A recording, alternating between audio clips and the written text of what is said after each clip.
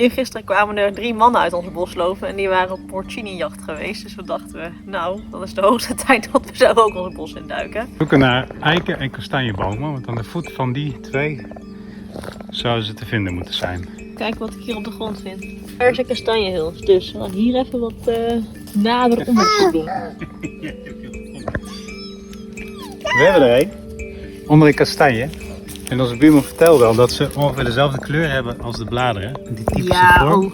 Inderdaad. Een dikkertje. Ja, kijk. Wauw. Die is nog redelijk vers, want hij is nog wit. Ja, mooi. Heb je het mesje?